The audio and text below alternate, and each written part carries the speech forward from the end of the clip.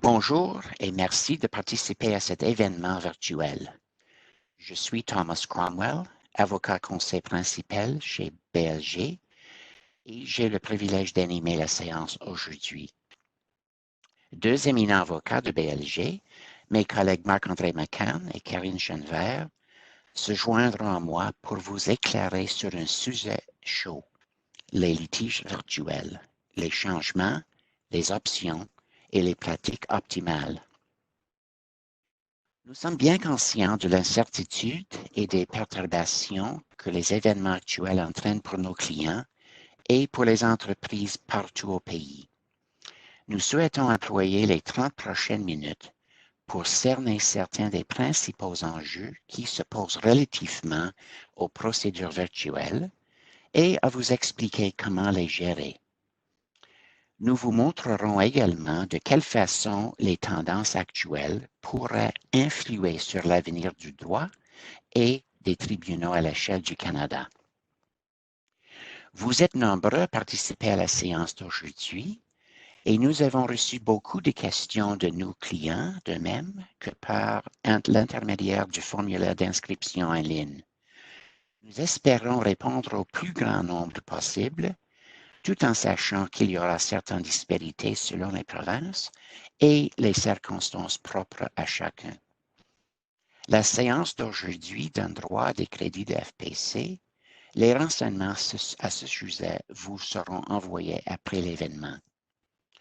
Nous voulons profiter au maximum du temps qui nous est alloué, alors je vais commencer en vous faisant part de mes propres réflexions sur l'incidence qu'a eu la COVID-19 sur le système de règlement des litiges au Canada. Ensuite, Marc-André McCann fera le point sur les récentes évolutions en ce qui concerne les procédures virtuelles à travers le pays. Et Karine Chenevert présentera certaines pratiques optimales et des conseils pratiques pour ce qui touche la participation à une procédure virtuelle. Tout d'abord, regardons l'incidence qu'a eu le COVID-19 sur notre système judiciaire. Je me concentrerai sur trois questions clés. Premièrement, en quoi la suspension d'audience a-t-elle bousculé la prestation traditionnelle de services juridiques? Presque 3 mois après le début de la pandémie au Canada, la plupart des tribunaux de première instance n'offrent encore que des services limités, n'entendent que des affaires urgentes et ne règlent que des différends très ciblés. L'arriéré des dossiers en matière pénale est la principale préoccupation, puisque la Constitution du Canada impose des délais maximums pour la tenue de procès criminels. Lorsque les choses reviendront à la normale ou en semblant de normalité, les affaires criminelles auront, selon toute vraisemblance, la priorité sur la plupart des autres causes, y compris celles en matière civile ou commerciale. Des tribunaux d'autres pays reprennent les procès devant jury, notamment aux États-Unis, en Australie et au Royaume-Uni. Je crois que nous pouvons nous attendre à ce que le Canada fasse de même dans les prochaines semaines. Par contre, il est difficile à ce stade d'estimer quand le tout se produira et à quelle échelle. Entre-temps, les dossiers continuent de s'accumuler.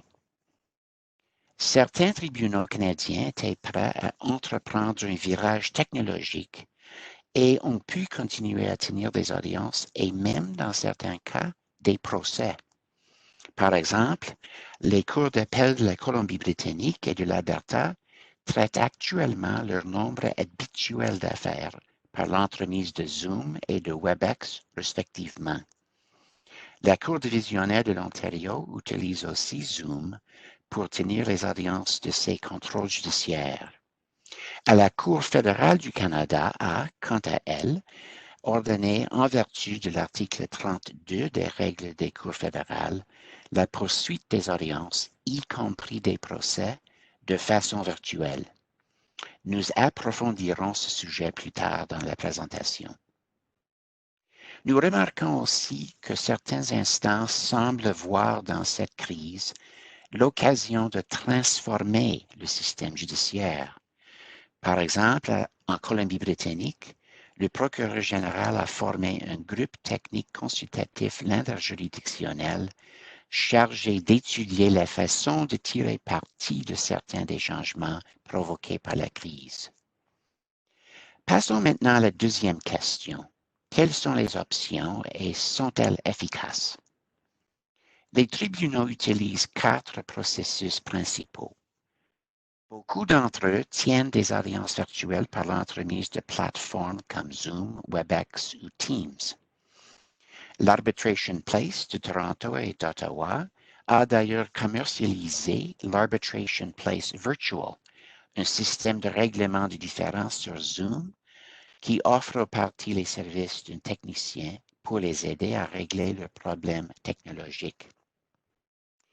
Bien que les téléconférences soient de plus en plus courantes, elles ne sont pas très pratiques lors des audiences où des témoignages de vive voix sont nécessaires. Certains tribunaux acceptent d'entendre les affaires ciblées aux enjeux restreints et qui ne demandent qu'un dépôt minimal de documents. En dehors du système judiciaire, des arbitres offrent le service pour traiter des questions précises, de même que pour gérer des différends complets. Bien entendu, toutes les parties doivent se mettre d'accord pour demander un arbitrage et, souvent, l'une d'entre elles n'est pas pressée de voir la question se résoudre. Nous observons aussi une utilisation accrue de la présentation électronique de la preuve et du dépôt électronique. Je terminerai ma partie de la présentation en étudiant la question suivante. La crise de la COVID-19 mènera-t-elle à une modernisation du système judiciaire? Nous remarquons une nouvelle ouverture à l'innovation et une volonté d'explorer et d'exploiter le potentiel des procédures virtuelles. Nous constatons également que certains tribunaux s'appuient sur leur autorité pour obliger les parties à accepter les nouvelles façons de procéder. De nombreux signes laissent croire que cette crise sera l'élément déclencheur qui entraînera l'adoption d'innovations et une certaine modernisation des tribunaux. Par contre, le fait est que nos tribunaux risquent d'être considérablement débordés en raison de cet arrêt quasi-total de leurs activités. Il reste à déterminer s'ils obtiendront les ressources nécessaires pour rattraper ce retard et moderniser leur processus. Nous passons maintenant à mon collègue Marc-André McCann, avocat principal en litige à Montréal. Marc-André est spécialisé dans le domaine de l'assurance et dans les litiges liés au secteur de la construction. Il pratique également dans les domaines de la responsabilité des professionnels du secteur de la construction, de la responsabilité municipale et de la responsabilité civile générale. Marc-André, quels changements observe-t-on dans les tribunaux canadiens et leurs activités? Merci, Matt Cromwell. Depuis le 13 mai dernier, les tribunaux canadiens ont été affectés et continuent d'être affectés de manière importante dans leur activité. Bien entendu, les impacts varient en fonction de la sévérité de la contamination dans chaque province, la compétence des cours, il y a notamment des différences marquées entre les cours de première instance qui doivent administrer de la preuve et les cours d'appel, ou encore en fonction du virage numérique déjà amorcé dans certains cas. Il faut comprendre que les tribunaux canadiens sont affectés différemment de certaines institutions puisque les tribunaux canadiens, en grande majorité, sont des tribunaux d'archives, c'est-à-dire que ce sont des tribunaux qui fonctionnent sur support en papier. À titre d'exemple, les jugements doivent être signés physiquement par les juges et acheminés aux parties par la poste. Cette simple considération, qui est minime dans l'envergure des difficultés vécues par les tribunaux, pose déjà son lot de complexité. C'est pourtant au niveau des auditions et des délais judiciaires, incluant les délais de prescription, que le problème s'est fait sentir de manière immédiate le 13 mars 2020. Au Québec, un arrêté ministériel a confirmé la suspension des délais judiciaires pour une période de 8 jours à compter du 15 mars 2020. La prolongation de la suspension des délais a été renouvelée à chaque semaine jusqu'au 10 juin et nous n'anticipons pas de changement au niveau de ce renouvellement à court terme. l'arrêté prévoyant que la suspension doit être détenue tant que l'urgence sanitaire demeure. Bien évidemment, par la suspension des délais et des auditions, on a créé par le fait même une problématique de volume ou d'arriéré, ou en bon français, de backlog. Toutefois, les cours de première instance se devaient de permettre l'accès aux tribunaux, notamment pour entendre des causes présentant un caractère urgent. Par exemple, la Cour supérieure a établi une première liste de matières urgentes le 13 mars, l'a révisée en avril et en a publié une nouvelle le 29 mai 2020. Aujourd'hui, la Cour supérieure accepte d'entendre notamment les demandes d'injonction, les saisies, les ordonnances de sauvegarde, les demandes urgentes en chambre commerciale, les soins, les demandes visant l'intégrité de la personne et les matières familiales. La Cour du Québec a également adopté une conduite similaire. Toutefois, pour la Cour du Québec, la reprise des activités complètes de la Cour aurait repris depuis le 1er juin avec la réouverture partielle des palais de justice. Bien que des adaptations sont à envisager, la Cour estime, dans l'un de ses récents communiqués, qu'elle pourra entendre des causes non urgentes également par le biais de moyens technologiques. Pour sa part, la Cour d'appel, de par sa nature et sa mission, est moins affectée par la pandémie. Bien que des auditions ont également été reportées en raison de la situation et de son incertitude, la Cour d'appel du Québec accepte désormais d'entendre des demandes devant les juges seuls par visioconférence, en utilisant par ailleurs la plateforme web RTC. Pour les auditions devant un banc de la Cour invite les parties à procéder sur dossier uniquement, donc sans audition, mais le consentement des parties est requis. Nous attendons toujours par ailleurs les mesures pertinentes pour les auditions devant un banc de la Cour. De son côté, la Cour suprême indique qu'elle pourra rattraper le report des auditions et que les auditions procéderont de manière virtuelle jusqu'à une date indéterminée.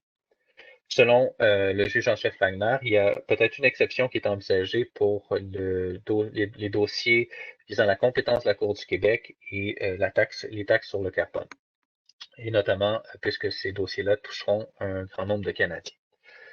Il demeure toutefois qu'un seul procès a été entendu par les tribunaux québécois depuis la survenance de la pandémie. Il s'agit d'un procès en matière familiale entendu dans le district de Québec avec l'accord de toutes les parties.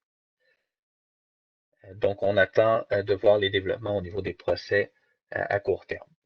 Nous constatons essentiellement les mêmes adaptations à travers le pays, parfois avec certaines particularités. À titre d'exemple, en Alberta, certaines cours avaient déjà amorcé un virage numérique et les auditions fixées entre mars et aujourd'hui n'ont pas automatiquement été reportées.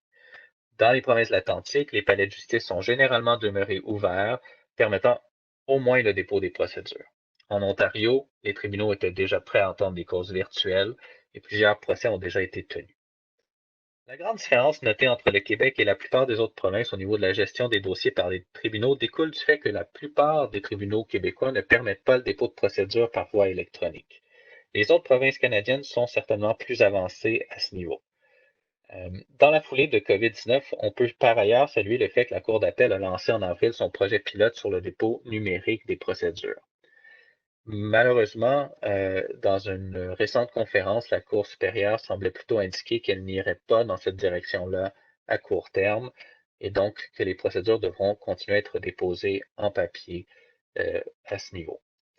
Au sommaire, les changements sont de nature technologique et sont également de nature culturelle pour les parties, les avocats et les juges. Au niveau des auditions, certaines mesures ont dû être mises en place rapidement et d'autres mesures suivront certainement afin de rendre le processus efficace. Dans tous les cas, le message clair donné par les tribunaux au Québec, c'est que les modifications imposées par la situation ne seront pas temporaires et que les parties, les avocats et les juges devront s'adapter à ces nouvelles façons de faire. C'est également le mot d'ordre chez bien les cabinets, comme chez BLG. Les dossiers peuvent progresser afin d'assurer l'efficacité et l'accessibilité à la justice. Le consentement des parties devient alors le moteur de l'avancement des dossiers, puisque les délais sont suspendus et que les tribunaux n'entendent pas les dossiers, sauf urgence. Notre expérience est toutefois que les dossiers avancent bien par le biais d'interrogatoires virtuels, d'auditions virtuelles et par le biais de médiation ou d'arbitrage. Merci. Deuxième question. Quelles sont les options pour le règlement des différends en ligne? Pour régler des différends, la technologie et l'innovation sont vraiment au cœur des options qui s'offrent aux divers intervenants du système. On a déjà discuté de la voie des tribunaux qui s'offre aux parties et qui continuera de s'offrir aux parties de manière de plus en plus efficace au fil du temps. On va suivre l'évolution, bien entendu, de la question des procès. Et on est particulièrement intéressé là, sur la question des procès qui ont été suspendus en cours d'audience. Comment la preuve sera gérée pour ces procès-là, qui ont eu en partie une preuve en personne et en partie une preuve qui sera administrée à distance. On peut également penser qu'il y aurait pour le futur un intérêt à intégrer des normes de procédure internationales qui prévoient notamment que les prétentions ou les preuves sont formulées uniquement par écrit et que l'audition est limitée au contre-interrogatoire des parties. Il y a certainement d'autres possibilités pour les avocats innovants qui, par exemple, pourront suggérer de faire certaines admissions et de limiter des débats en personne aux questions cruciales et essentielles. Bien entendu, en parallèle à ces voies de litige par les tribunaux, il demeure les processus de médiation, qu'ils soient supervisés par la Cour ou par un médiateur retenu par les parties. Dans le cas des conférences de règlement à l'amiable, les CRA, donc des médiations présidées par un juge de la Cour, notons qu'il y en a plusieurs qui ont été annulées et qui sont en voie d'être fixées par préférence en fonction des dates d'annulation. Il y aura un délai puisqu'il y a un certain arriéré, bien entendu. De plus, pour l'instant, les tribunaux demandent le consentement des parties pour procéder virtuellement. Et à défaut de consentement, les communications de la Cour laissent entendre que certains dossiers pourraient procéder en personne selon la nature de la cause et le nombre de personnes impliquées. Bien entendu, l'idée, c'est de conserver les mesures de distanciation. Les mêmes principes de consentement ou de sécurité s'appliquent d'ailleurs aux médiations privées. Toutefois, les médiations privées se déroulent généralement pas dans un palais de justice, alors il est peut-être plus facile d'accommoder la distanciation lorsque la médiation est faite dans un cabinet d'avocats, par exemple. Lorsque la médiation procède par voie virtuelle, ce qui est également une possibilité et qui est efficace, le médiateur lancera une plateforme qui contiendra la possibilité de faire des sous-groupes ou des salles virtuelles afin de permettre des discussions privées entre parties ou des caucus. Au niveau des arbitrages, notre constat, c'est que les arbitres sont tout à fait disposés à tenir des auditions virtuelles. L'arbitre ayant le pouvoir de lier les parties, alors ça prend bien entendu le consentement des parties. Par ailleurs, ce consentement-là peut être donné afin de retirer un dossier auprès du tribunal afin de soumettre immédiatement à l'arbitrage. Alors, c'est une possibilité qui s'offre aux parties à l'heure actuelle. Au final, l'avancement des différends est donc pour l'instant remis dans les mains des parties, du moins pour les matières qui ne sont pas jugées urgentes par les tribunaux. Nous allons entendre maintenant Maître Karine Chenevert, associée en litige à Montréal. Karine pratique dans plusieurs domaines du litige, notamment en matière d'action collective, de conflits entre actionnaires, de gouvernance, de concurrence, de valeurs mobilières, de protection des renseignements personnels, de protection des consommateurs, ainsi que dans les recours extraordinaires tels que les injonctions. Karine apporte couramment son expertise aux questions multijuridictionnelles. Bon, Karine, quelles sont les principales astuces pour réussir le règlement virtuel d'un différend? Merci, Matt Cromwell. J'ai 6 différentes astuces à vous suggérer pour bien réussir le règlement virtuel d'un différend. La première astuce que je vais suggérer, et pour moi, c'est vraiment la base, c'est de s'assurer de bien maîtriser la technologie qui sera utilisée pour le règlement virtuel d'un différend. Vous avez entendu Maître McCann, il y a une plateforme particulière utilisée par la Cour supérieure notamment, et les cours n'auront pas nécessairement exactement la même plateforme. Aussi, dans le cadre d'un interrogatoire hors cours, c'est possible que la sténographe utilise une plateforme différente. Souvent, les plateformes vont être ouvertes peut-être quelques dizaines de minutes avant le début du règlement virtuel d'un différend, et j'encourage les gens à se brancher à l'avance pour s'assurer qu'il n'y a pas de problématique technologique. Ça peut arriver parfois qu'on réussit à se brancher avec son ordinateur, mais qu'on a une difficulté avec l'audio. On doit alors se brancher avec son téléphone. Bref, c'est des difficultés pratiques auxquelles on peut remédier si on se branche à l'avance et si on s'assure d'avoir le soutien technologique requis si on entrevoit certaines difficultés potentielles. Toujours dans le même sujet, je recommande aux gens de s'assurer d'avoir une bonne connexion Internet. C'est arrivé à une collègue à moi où elle participe à une audition et elle se rend compte qu'elle a pris, qu'elle s'est branchée à partir de son chalet et non pas de sa maison. La connexion Internet étant plus faible, ça a causé certaines problématiques. Donc, bref, le point technologique, dans la mesure où on réussit à le posséder, à le maîtriser, ça va drôlement faciliter les choses pour tous. Le deuxième point, deuxième astuce que j'aimerais suggérer est de s'assurer de faire preuve de décorum et de sobriété, même si on procède par voie d'un règlement virtuel versus un règlement en personne d'un différend. J'ai lu le témoignage de certains juges dans le cadre d'auditions aux criminels où on nous disait que les gens semblaient faire preuve d'une plus grande familiarité, comme ils participaient au règlement du différend à partir de leur maison. Donc, on adressait la cour avec une plus grande familiarité. Peut-être la façon de se vêtir était pas la même que celle qu'on aurait utilisée dans le cadre d'une audition devant la cour ou au palais de justice. Il y a une espèce de décorum qui vient en entrant au palais de justice, donc de s'assurer de garder ce même décorum-là, cette même sobriété, même si on procède par voie d'un règlement virtuel plutôt qu'en personne. Aussi, peut-être certains aspects, on se rend compte, surtout pour les avocats, des effets de toge, ça peut parfois fonctionner en cours, mais quand on a la caméra braquée sur nous dans le cadre d'un règlement virtuel, ça peut parfois créer un effet qui n'est pas celui qui est escompté. Le troisième point, bien que ce conseil s'adapte à toute audition, c'est encore plus important dans le cadre d'un règlement virtuel, faire preuve d'une plus grande coopération et d'une plus grande écoute. C'est plus difficile d'intervenir, de faire des objections ou d'adresser la cour dans la mesure où on le fait de façon virtuelle parce qu'on n'a peut-être pas toujours une vue d'ensemble. Alors, pour éviter de créer une cacophonie, de créer une espèce de chaos, d'être à l'écoute, de voir si la cour, de voir si son collègue intervient et de vraiment prendre le temps de laisser à chacun son temps pour intervenir sans les empêcher à ce moment-là de faire les interventions qui pourraient s'avérer requises. La quatrième astuce, je vais m'adresser dans le cadre d'interrogatoire aux directives qu'on pourrait donner à notre propre témoin. Il y a toujours des conseils qu'on va donner aux témoins, notamment de répondre à la question, ni plus ni moins. L'avocat qui pose la question s'attend à une réponse. On n'a pas besoin de s'embarquer dans des trop longues réponses qui, à ce moment-là, peuvent permettre de perdre le fil et aussi d'être alerte aux objections qui sont posées.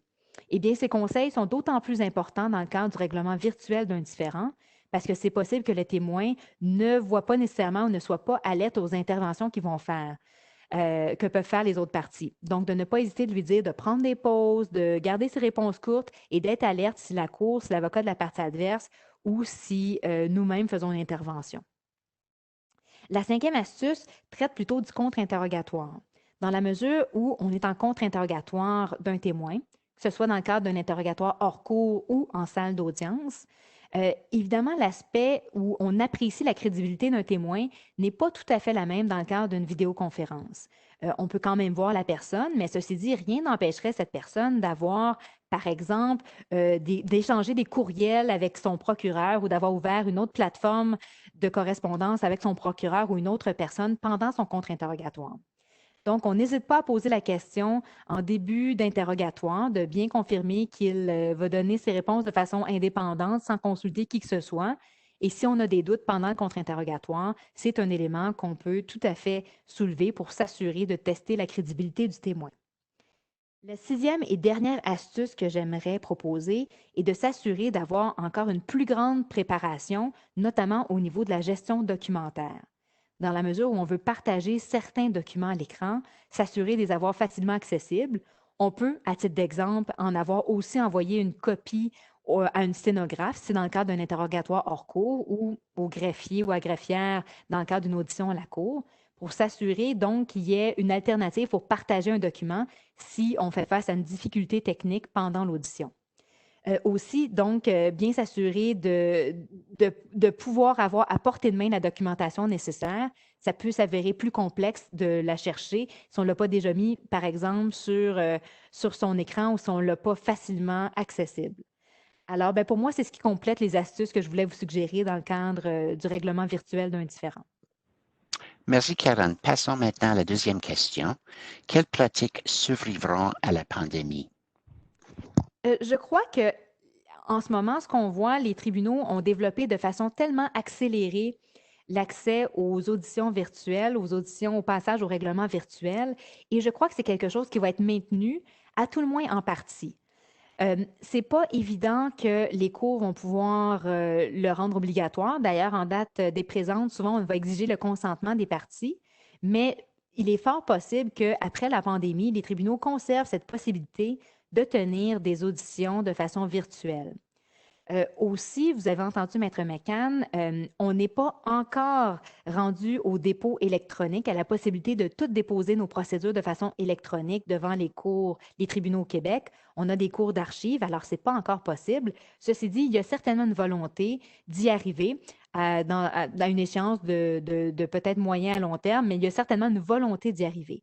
Et les tribunaux pourront à ce moment-là s'inspirer de certains tribunaux administratifs. J'ai en tête le tribunal des marchés financiers à titre d'exemple, où tout se fait de façon électronique et à ce moment-là, c'est facile pour les parties d'accéder aux informations et ça n'implique pas la difficulté d'avoir à gérer plusieurs documents et donc de devoir les entreposer avec toutes les problématiques que ça peut engendrer. Il y a certains points pratiques aussi que je crois que les cours vont conserver, même si certaines auditions ne se déroulent pas entièrement de façon virtuelle. Je pourrais très bien voir que les cours permettent à un témoin qui habite dans une région éloignée de témoigner par vidéoconférence sans avoir à se déplacer dans la mesure où il habite justement dans un autre district. C'est déjà une possibilité qu'on a en ce moment, mais ce n'est pas quelque chose qui est fait de façon systématique devant les cours. Alors peut-être qu'on aura des directives de la part des tribunaux d'encourager cette pratique de vidéoconférence lorsque la présence en personne n'est pas requise. Aussi, je pense à certains éléments pratiques qu'on a en ce moment, l'assermentation à distance de témoins. J'espère que c'est quelque chose que nous allons pouvoir conserver. Ça rend les choses beaucoup plus faciles de pouvoir assermenter à distance quelqu'un tout en voyant la personne, en respectant les règles d'assermentation, sans avoir à se déplacer en personne. Ceci dit, par contre, comme mot de la fin, je crois que nous allons devoir être attentifs et alertes aux directives qui sont données par les tribunaux pour voir qu'est-ce qui va demeurer possible, qu'est-ce qui va être recommandé et s'il y en a, quelles mesures vont être obligatoires. Alors, je vous remercie. Merci Karine et aussi merci Marc-André et merci à vous tous d'avoir été des nôtres. Nous espérons que vous avez trouvé cette présentation utile. S'il vous reste des questions, n'hésitez pas à communiquer avec moi ou avec nos conférenciers en consultant notre site web blg.com. Nous sommes résolus à aider les entreprises canadiennes à traverser cette période de turbulence et nous sommes là pour vous épauler de notre mieux. Prenez soin de vous et bon courage. Merci.